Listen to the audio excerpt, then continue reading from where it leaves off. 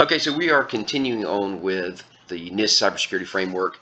Once again, we're trying to break the controls down one at a time, so we can put that into kind of plain English so that everyone understands a little better. Some of these controls can be a little confusing. We also, as we go through the controls, have to continually put them in the context of the categories that they're in. And so, as I mentioned, we're going through these one at a time. We are now on PRAT, which is protect, awareness, training. And this one is a little bit different. We're going to treat it a little bit differently. I'm going to cover 5 controls at once because of the fact that they all really fit together.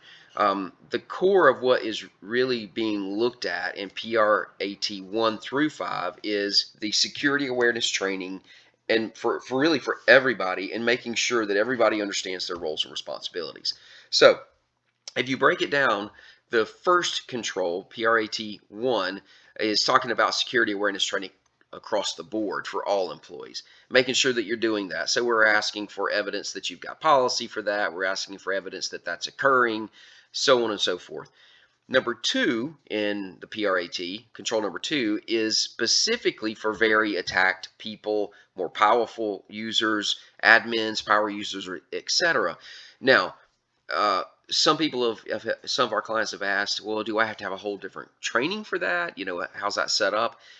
There's not one answer. The reality is that what we are really trying to do on each of these categories of users that we're going to go through, starting with control number 2, is that we set that apart. So it could be that it's set apart during the normal training, as long as, of course, those people are there, but that it's emphasized.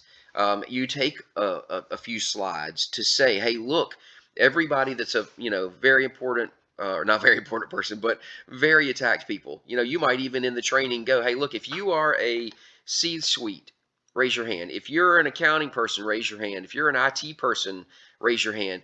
All right, everybody raising your hands, you guys are a much bigger target. You're in a group called very attacked people. So what you need to understand that, number 1, but understand the importance for your cybersecurity is even higher than somebody else in the organization. It's all important, but you're at a whole nother level, right?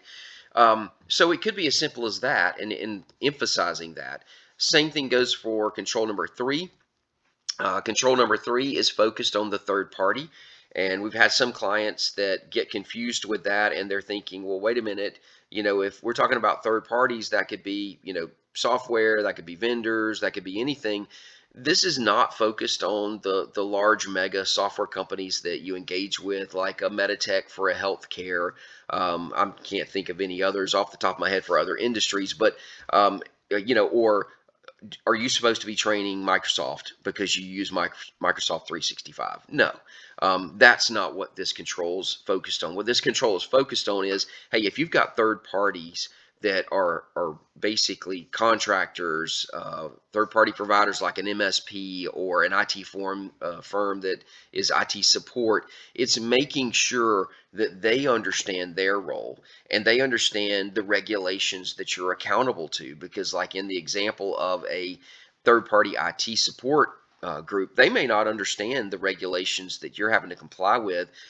They may be more focused on technology and support and keeping you up and running. They may not be as focused on security. So if you're looking at a spectrum there, an IT support role is not so focused on security, whereas if you go the other end of the spectrum, a managed service provider typically has more of a security mindset. Still would want to, even if that's what you have engaged, you still want to make sure that they understand, hey, what's their role in the world that you're living in from a cybersecurity standpoint.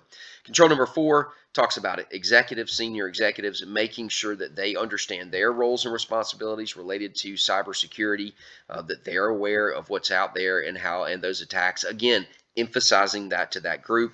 And then 5th and finally for the PRAT is physical control personnel as well as information security personnel. Physical personnel would be, in my mind, you're thinking of the front desk, your security officer that is the gatekeeper that allows people in and out of the building. And again, I know that may not apply to everyone, but that's more in line with what this is talking about, making sure that they understand. Because if you think about it, a lot of times that role may not really think about everything that you're thinking about from a security standpoint, the regulations that you're held accountable to. Same goes with information security personnel. They're not a very attacked person, but they're a little higher up the ladder than just your average user. So each of those categories, the goal was to set them apart and kind of talk to them individually so that they really understand, and that you've made sure that they're aware of their role and responsibility. So hopefully this clears up some confusion on the entire PRAT grouping category, and we'll just use this video for each of the 5 controls, and we'll move on to the next.